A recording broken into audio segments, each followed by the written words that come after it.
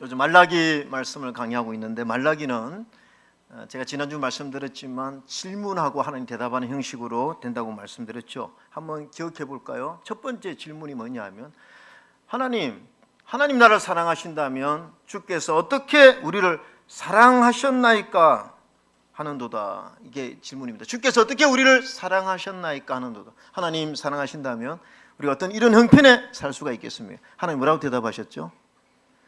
오늘 질문과 대답식으로 뭐라고 대답했죠? 그래도 사랑한다. 너는 언약의 백성이다. 내가 야곱은 선택했고 에서는 미워했다. 두 번째가 뭡니까? 이 나를 멸시하는 제사장들아, 그렇게 질문합니다. 우리가 어떻게 주의 이름을 멸시하였나이까? 대답이 뭐죠? 마음이 없는 예배 드렸다. 마음이 없는 예배니까 나를 멸시하는 거다. 이렇게 했습니다. 그 다음에 지난주 왜 우리가 드리는 헌신과 봉헌물을 받지 않으십니까 하면서 어찌 됨이니까 하나님 왜 우리가 드리는 봉헌물은 받지 않으십니까? 답이 뭐죠? 왜 가정을 엉망으로 만들었느냐. 가정을 거룩하게 만들어야 되는데 왜 엉망으로 만들고, 또 이방신을 섬기는, 우상을 섬기는 여인과 함부로 결혼하고, 그 중요한 삶의 선택에 있어서 왜 믿음이 작동하지 않았느냐, 이렇게 하셨죠. 자, 오늘도 이제 또 질문과 대답으로 이렇게 연결됩니다. 우리 한번 7절 한번 읽어볼까요? 7절 시작. 만군의 여호와가 이르노라. 너희 조상들의 날로부터 너희가 나의 규례를 떠나 지키지 아니하였도다.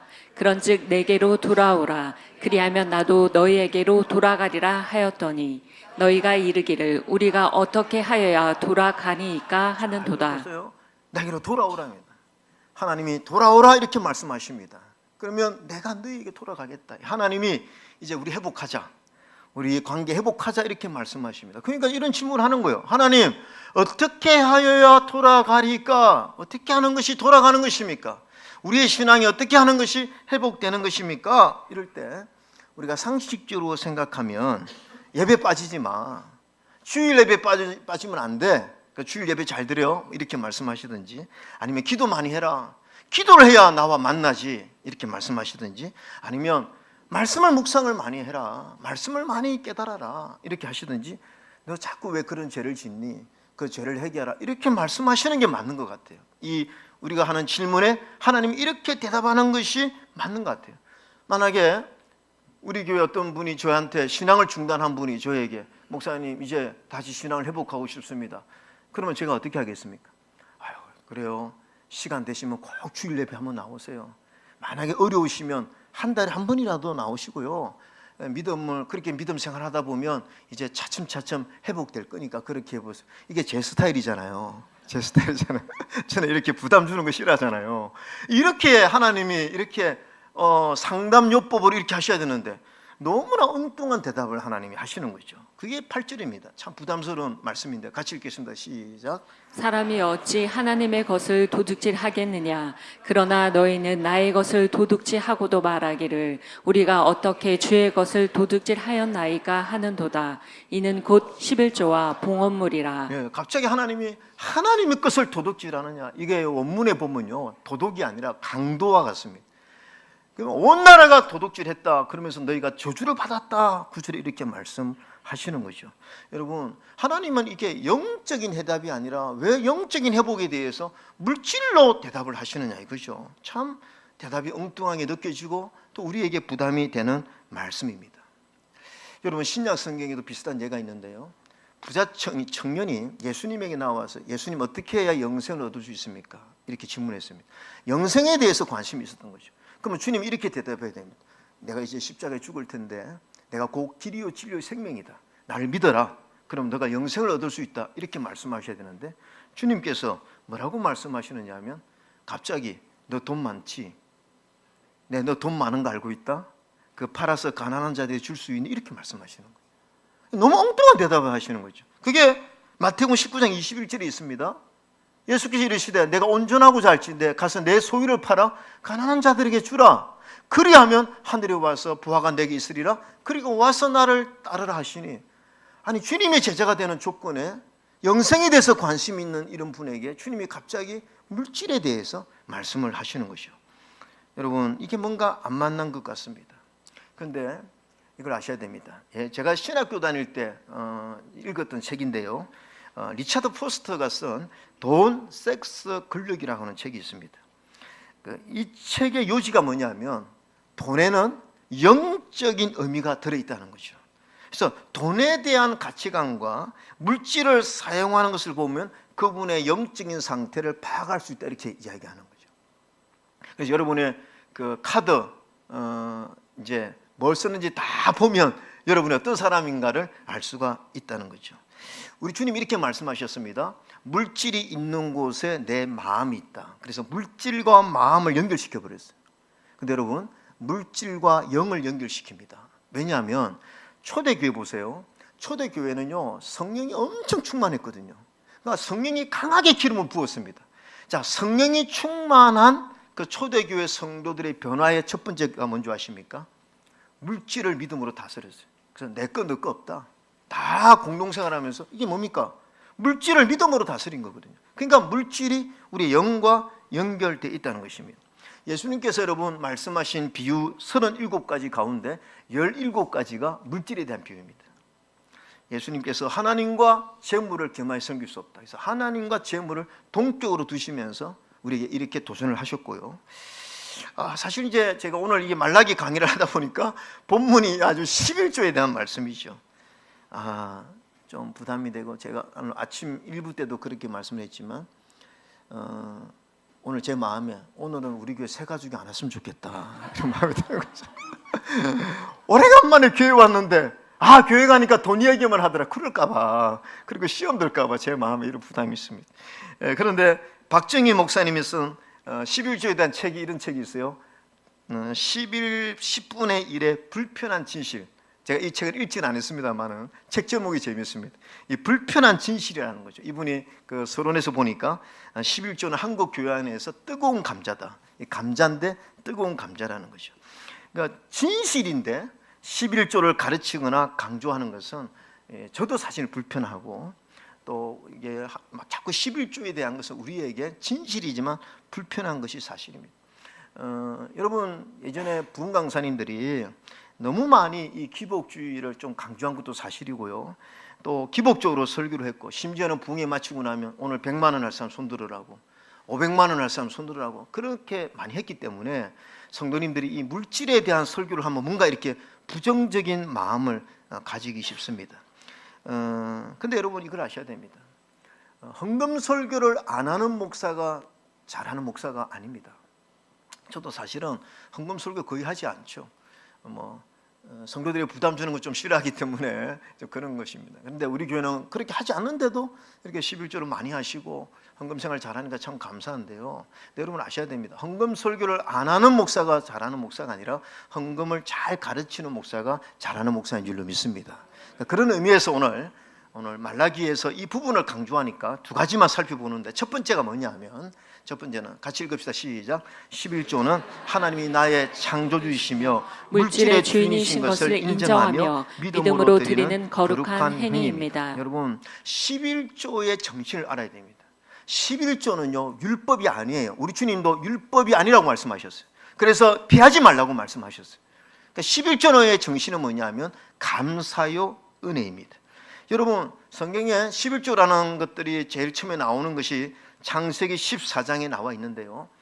이 아브라함의 조카 롯이요, 그 조카 롯의 식구들 가축들이 다 빼앗깁니다. 그 네 왕이 연합해서 조카 롯과 그의 가족들과 이 모든 가축들을 다 붙잡아 갔습니다.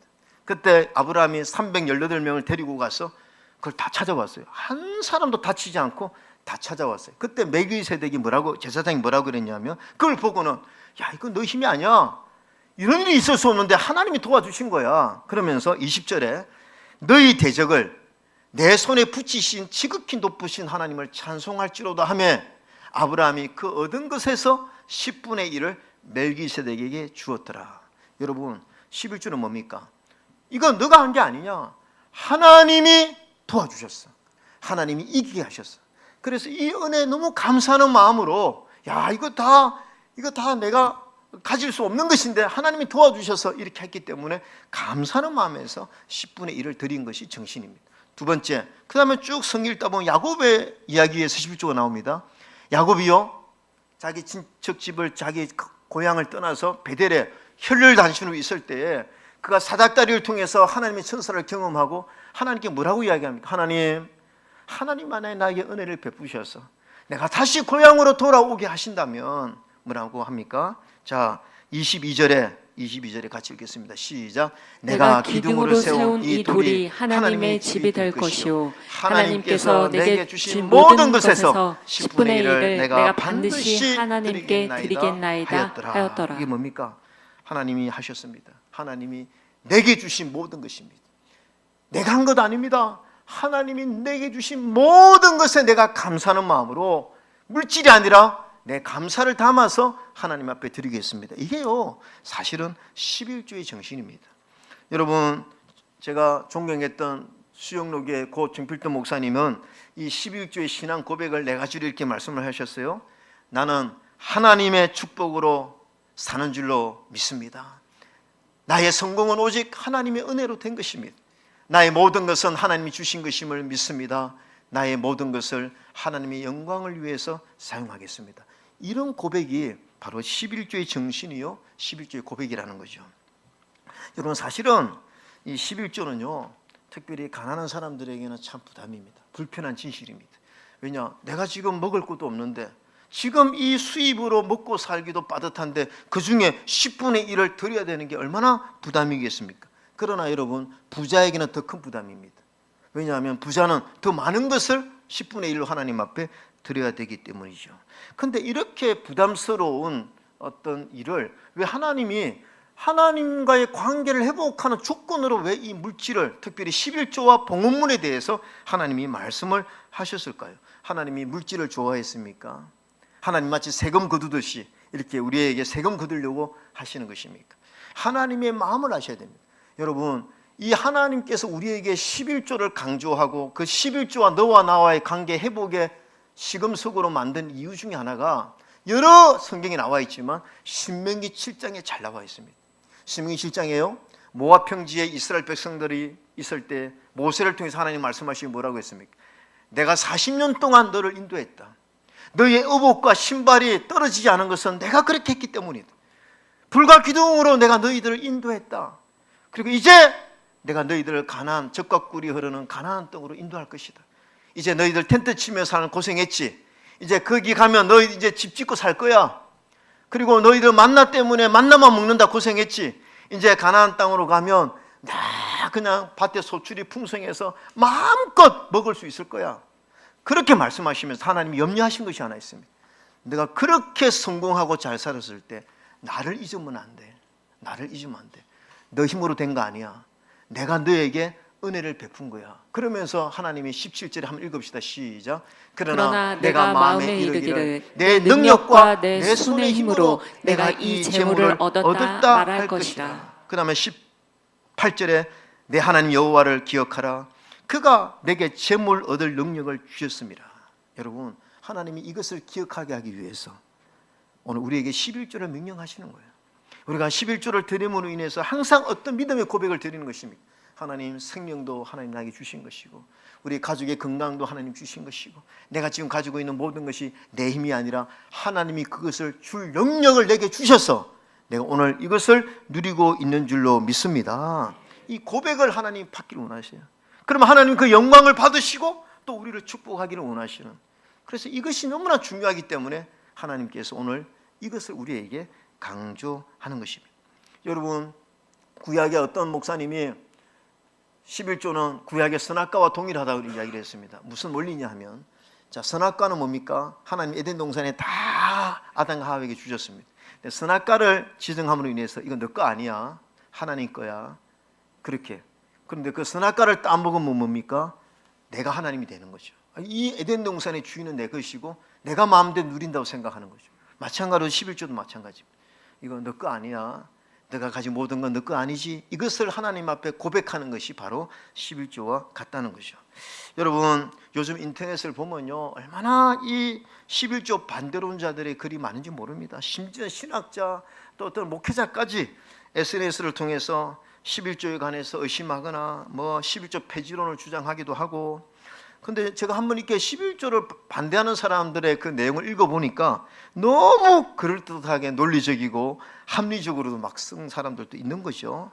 근데 여러분 아셔야 됩니다. 그 내용 속에는요, 교회를 무너뜨리고 이 모든 것이 하나님의 뜻입니다라고 하는 감사와 신앙 고백을 빼앗으려고 하는 마귀의 관계가 들어있다는 사실을 알아야 됩니다. 그렇지 않습니까? 우리가 이런 영적 분별력이 있어야 되는 거죠. 제가 오늘 11조에 대한 설교를 하니까 한 가지 더 짚고 넘어가면요, 11조는 여러분 내 것이 아닙니다. 성경은 하나님의 것이라고 말씀하셨어요. 그래서 내 개인의 자의적인 해석을 가지고 드리면 안 됩니다. 예를 들어서 11조를 가지고 내 마음대로 나는 선교할 거야, 나는 구제할 거야, 내가 아는 목사님 좋은 목사님인데 나는 그 교회 드릴 거야, 뭐 우리 교회 재정 넉넉한데 나는 11조를 가지고 그 어려운 사람 도와줄 거야. 여러분 이것은 안 됩니다. 11조는요 내 자의적인 해석으로 드리는 것이 아닙니다. 전적으로 주님 앞에 순종하는 것인 줄로 믿습니다. 그래서 내가 지체로 있고 내가 몸담고 있는 주님의 몸된 교회에 드리는 것입니다. 그 다음에요, 여러분 아셔야 됩니다. 교회가 선교해야 되고요, 교회가 구제해야 되고요, 교회가 봉사해야 됩니다. 그래야 내 의가 드러나지 않습니다. 근데 내가 이걸 하잖아요. 그러면 내 의가 드러나고 내 영광이 드러나기 쉽다는 거죠. 그래서 우리는 이런 부분에서도 우리가 정확하게 알고 내가 섬기는 주님 몸된 교회 11조를 하는 우리 하나님의 성도 되시기를 주님으로 축원합니다. 두 번째입니다. 두 번째가 뭐냐면요, 11조를 통하여 하나님의 넘치는 은혜를 계속 누리게 하기 위함이죠. 사랑하는 성도님들, 저는 좋으신 하나님을 믿습니다. 좋으신 하나님은요 우리를 축복하시는 분이세요. 아멘 합시다. 하나님이 우리를 사랑하신다면서 왜 축복을 안 주시겠습니까? 근데 하나님이 우리에게 주시는 축복이 영생, 영적인 거, 기도 응답 다 있지만요, 하나님은요 물질로 우리를 축복하시는 분이에요. 이걸 믿으셔야 됩니다. 그리고 예수님 믿으면요 영혼이 잘 된 같이 범사가 잘 되는 거예요. 여러분 아브라함이 혼자 믿음으로 떠났습니다. 하나님이 아브라함에게 얼마나 큰 물질의 복을 주셨습니까? 이삭요, 그 당시 우물 하나는요 엄청난 재산이었습니다. 그런데 이 우물 파는 게 얼마나 어려운 일입니까? 그런데 이삭은 가는 곳마다 우물이 파졌어요.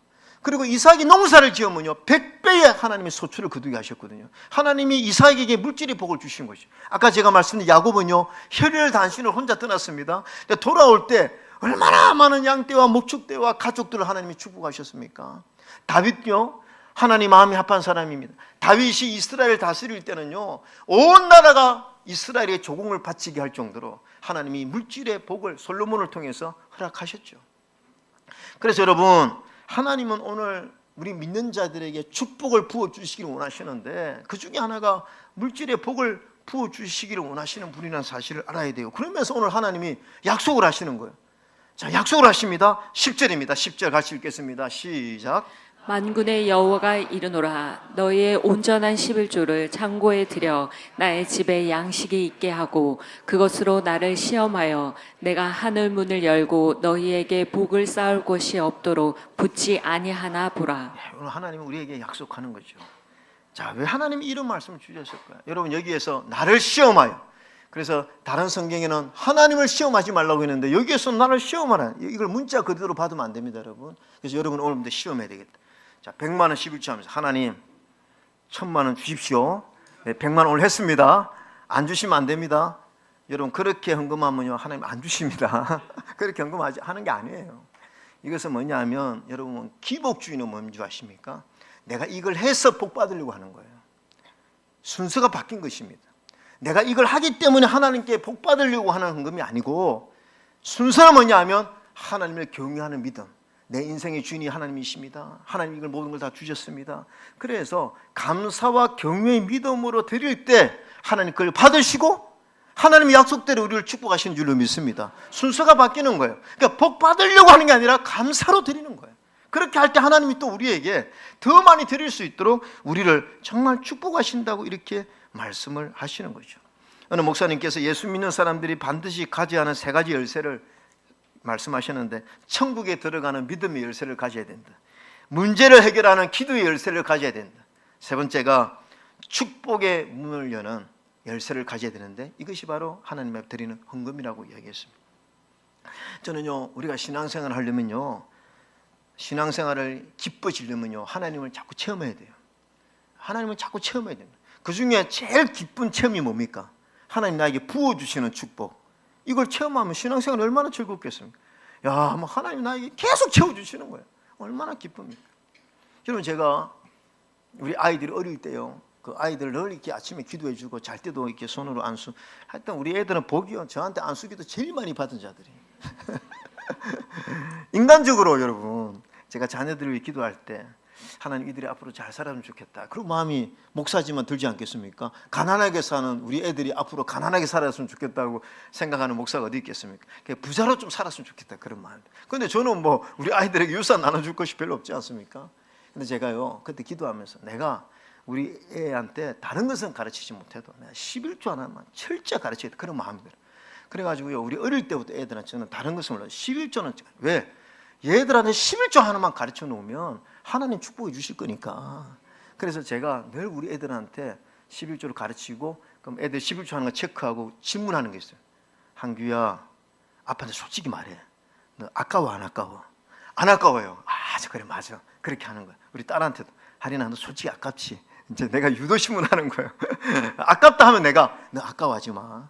그 너한테 복이야. 근데 그래도 감사한 게 우리 애들이 한 번도 저한테 11조 하면서 아깝다는 얘기를, 이게 사실인지 아닌지는 모르겠지만 저한테 그렇게 이야기해서 저는 굉장히 감사해요. 그리고 요즘도 우리 애들이 철저하게 하나님 앞에 11조 하는 걸 보면서 굉장히 감사해요. 하나님이 이 아이들을 축복하겠다는 믿음이 있는 거죠. 여러분, 하나님께서 이 약속을 하셨다면 우리 하나님 공수표 날리시는 분이 아니잖아요. 하나님 반드시 이 약속대로 우리를 축복하시는 줄로 믿습니다. 그러니까 우리가 11조를 하면 매번 우리에게 풍성하게 부어주시는 하나님의 은혜를 우리의 삶 속에서 체험하니까 얼마나 신앙생활이 즐겁고 행복하겠습니까? 지난달에도 채워주셨고 이번 달에도 채워주시고 순간순간마다 하나님이 채워주신다는 거죠. 그 다음 또 하나 약속이 있습니다. 11절 한번 보겠습니다. 11절 시작. 만군의 여호와가 이르노라 내가 너희를 위하여 메뚜기를 금하여 너희 토지 사산을 먹어 없애지 못하게 하며 너희 밭에 포도나무 열매가 기한 전에 떨어지지 않게 하리니. 여러분, 그 당시는 농사 짓는 분들입니다. 근데 농사 짓는 분들이 얼마나 열심히 노력합니까? 막 또 모내기 하고 뭐 얼마나 고생을 하십니까? 근데 메뚜기 떼가 떴다 그러면 난리 나는 거예요. 여러분, 그 당시 황충이고 메뚜기 한 5cm 정도 되는데요. 이게요, 여러분 TV 한번 보면 우리나라 메뚜기 떼하고 생각하시면 안 됩니다. 하늘을 덮는, 하늘을 덮는. 근데 주변 나라에 그 메뚜기 떼가 출몰했다 그러면 이제 너무 긴장을 하는 거죠. 그게 이스라엘로 넘어오면요, 바치고 뭐고 푸른 거는 다 없어지는 거예요. 그런데 하나님이 이 메뚜기 떼를 내가 막아주겠다는 것입니다. 그 다음에 이 포도나무 열매가 기한 전에 기한에 딱 맞춰서 떨어져야 상품의 가치가 있는데 미리 떨어지면 팔 수도 없고 상품의 가치가 없는 것입니다. 한 해 농사를 마치는 거예요. 하나님이 이런 부분에 있어서 우리의 삶을 막아주시겠다고 약속을 하시는 거죠. 여러분 보험 많이 드시죠? 저도 실손보험도 있고 보험이 있습니다. 우리 보험도요, 믿음으로 하는 겁니다. 왜냐, 어떤 믿음이 있습니까? 사고가 날 수 있다. 내 인생에 사고가 날 수 있구나. 여러분, 왜 자동차 보험 듭니까? 혹시 내가 운전하다가 사고가 날 수 있다라는 믿음이 있으니까 보험 드는 거지, 그거 없으면 보험 안 들잖아요. 근데 이 보험은요, 꼭 문제가 뭐냐면 사고가 난 다음에 도움이 돼요. 사고 나기 전에는 도움이 하나도 안 돼요. 그렇지 않습니까? 그런데 하나님은 어떤 약속을 하시냐면 사고가 난 다음이 아니라 이미 사고가 나기 전에 하나님이 예방해 주겠다는 것입니다. 얼마나 이게 감사한 겁니까? 여러분, 이번 지난 주일날에 사건 터졌죠. 전 세계 이슈입니다. 미국의 대선 후보 트럼프 대통령이 총격 사건이 일어나는데 뭐 저 사진 많이 보셨죠? 뭐 얼마나 매스컴해서 저게 뭐냐면 총알이 비켜나가는데 막 스쳐 지나는데 이번에 어떤 분이 3D로 위에서 이렇게 찍은 게 있어요. 근데 저렇게 스쳐 나갔대. 근데 약간만 고개를 돌렸어도 머리로 완전히 간통을 해서 뭐 만약에 그렇게 약간만 잘못해가지고 머리에 맞으면 대통령, 대선 후보, 지금까지 쌓아온 경력 모든 것이 물부품으로 다 사라집니다. 제가 이걸 보면서 참 아슬아슬한 순간에 트럼프 대통령이 어느 정도 신앙인인지는 모르겠지만 연설에서 하나님의 은혜다고 이렇게 고백했더라고요. 근데 여러분, 제가 저걸 보면서 그럼 우리 삶 속에는 저런 순간이 없었느냐? 우리 삶 속에서도요, 저 정도는 아니지만 아슬아슬한 순간이 저는 많았다고 생각해요. 아슬아슬한 순간. 그때 이쪽으로 가느냐 이쪽으로 가느냐에 따라서 우리 인생이 완전 달라질 때가 얼마나 많습니까? 근데 그 아슬아슬한 순간에 사실 여러분이 잘 몰라서 그렇지 하나님이 그때 도와주셔서 여기 있는 줄로 믿습니다. 하나님. 이번에 몇 주 전에 우리 초원 모임 하는데 소망초원에 우리 강근사님이 우리 그 초원 모임 할 때마다 옛날 이야기하면 그 이야기를 해요. 어떤 얘기냐면 우리 옛날에 이름배 기도회 할 때 우리 교회 완전히 불날 뻔했습니다. 그게 뭐냐면은 그 솥단지에 막 그 곰국을 끓였는데 아니 우리 부교육자한테 저걸 꺼달라고 부탁하라고 하는데 그때 우리 부교육자 누가 잊어버린 거예요. 그게 밤새. 그러니 어느 정도냐면 솥 밑에가 다 타버린 거예요, 여러분. 별로 놀라지 않으시네요. 솥 밑에. 그래가지고 그 안에 있는 곰국이요 전부 다 천장에 다 붙은 거죠. 이게. 그래서 우리 근사님이 갑자기 식당에 가고 싶어서 갔는데 여기가 꽉 차고 막 불이 붙어 있는 찰나에 근사님 이야기로는 10초만 늦게 껐으면요 그 옆에 가스도 있잖아요. 완전히 다 타버리고 다 막 화재 난 거죠. 근데 갑자기 하나님이 역사를 하셔서 강 근사님 보고 저쪽으로 가봐라, 저쪽으로 가라 그래가지고 그걸 보게 만드셔가지고 기어서 미끄러지면서 기어서 우리 근사님이 그걸 가스를 잠궈 가지고요 불 안 났습니다. 그거요 우리 한 달 동안 그 냄새 빠지느라고 얼마나 고생했습니다. 저는요 그것뿐만 아니라 우리가 돌아보면 아슬아슬한 순간에 하나님이 막아주시고 지켜주시고 도와주신 은혜가 저와 여러분에게 많이 있는 줄로 믿습니다. 이것이 뭐냐? 하나님을 경외하는 믿음으로 하나님이 내 인생의 주인이십니다. 하나님이 나에게 이걸 다 주셨습니다라고 고백하는 자에게 주시는 하나님의 축복인 줄로 믿습니다. 말라기서의 형식으로 말씀드린다면 다시 한번 말씀드리면 왜 하나님 내가 힘든데 이렇게 물질로 자꾸 부담을 주십니까? 왜 11조와 헌물로 부담을 주십니까? 그러면 하나님은 이렇게 대답하시는 것 같아요. 그 물질에 대한 부담, 너 부담스럽지? 그 물질에 대한 부담을 덜어주려고 내가 이것을 너에게 명령한다. 하나님 이렇게 말씀하시는 거죠. 사랑하는 성도님들, 예수 믿는 자만이 할 수 있는 것이 11조와 예물 아닙니까? 하나님 믿기 때문에 감사하는 마음으로 드릴 수 있는 것이 얼마나 영광스러운 일입니까? 저는 우리 하나님의 성도님들이 이 헌금 때문에 시험 드는 성도가 한 사람도 없었으면 좋겠고요. 하나님은 우리가 인색하문을 억지로 이렇게 하는 게 아니라 자원하는 마음이 들어서, 그렇죠? 내가 자원하는 마음이 들어서 기쁨으로 드리는 걸 원하시는 거죠. 저는 우리 하나님의 성도님들이 믿음이 아직 약하면 하지 마세요. 믿음이 약한데 할 이유는 없잖아요. 근데 내 믿음이 자꾸 생기면, 감사가 생기면 자원하는 마음으로 하나님 앞에 드려서 정말 오늘 하나님의 약속대로 이런 복을, 넘치는 복을 누리며 살아가는 우리 하나님의 성도 되시기를 주의 이름으로 축원합니다. 아멘.